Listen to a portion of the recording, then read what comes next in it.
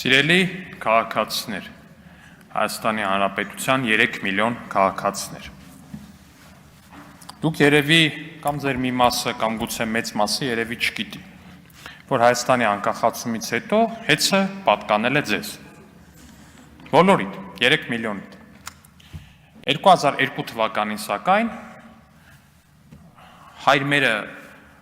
շատ վատ իմացող կամ ավելի ճիշտ չիմացող, բայց այսօր եկեղեցի պաշտպան դառած Ռոբերտ Քոչյանը որոշել է հեծը վաճառի։ Հեծը վաճառել է Ռոբերտ Քոչյանը։ Գիտեք ինչքանով, սիրելի քաղաքացիներ։ Ինձ, ձեզ, բոլորիդ պատկանող հեծը Ռոբերտ Քոչյանը վաճառել է ուշադրություն 12 միլիոն դոլարով։ Գիտեք ինչքան է 12 միլիոն դոլարը։ Մոտավորապես այնքան, ինչքան արժի Ռոբերտ Քոչյանի տունը։ Երկրորդ անգամ էս անալոգիան բերում։ Գիտեք ինչքան է 12 միլիոն դոլարը։ Դա հասկանալու համար պետք է ընդամենը գիտակցել, որ Ռոբերտ Քոչյանի ունեցվածքից այս պահին դեռ հայտնաբերված, այս պահին ընդամենը այն ինչը երևում է, պահանջվում է բռնագանձել 200 միլիոն դոլար, բայց հեծը վաճառել են 12 միլիոն դոլարով։ Հիմա այս մարդիկ եկել են ասում են խլում եք, դու ձեզնից լավ խլիչ։ Ժողովրդից խլել եք 12 միլիոնով չգիտեմ ում եք տվել։ Հետո թե բա Սամվել Կարապետյանի կոչից հետո էր։ Բա Սամվել Կարապետյանի կոչը ինչից հետո էր։ Այն պլանը են, որ Մամիջանյան նուր ասում է Սիվիկում է գրվել, Վահագն Ալեքսյանն է գրել։ Վահագն Ալեքսյանն է տարել այն տերորիստի տանն է դրել, պարոն Մամիջանյան։ Այդ ձեր կողմից չգրած ու ձեզ չպատկանող պլանի շրջանակներում, որտեղ գրած էր Սամվել Կարապետյան, կոչ պլյուս 5000 հոգի։ Այդ կոչ պլյուս 5000-ի շրջանակներում Սամվել Կարապետյանը կոչը արել։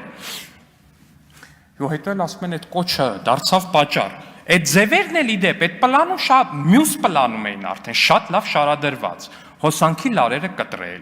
ավտոբուսները վառել, եկել ավտոբուսներից եք խոսում, այդ ավտոբուսները դուք պետք է վառեիք, դուք ինչ գործ ունեք այդ ավտոբուսների ներսում, տուգանում են, չեն տուգանում, ինչ են անում, դուք այդ մարդկանց պետք է վառեիք ախր,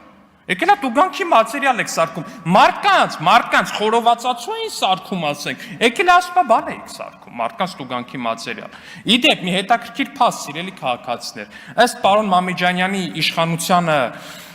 ընդդիմությանը չպատկանող եւ իմ ձեռամբ գրված պլանի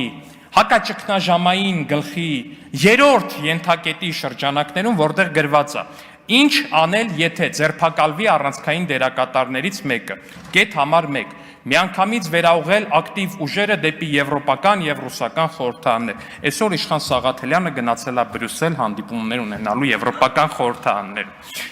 Ձեզ չպատկանող պլանի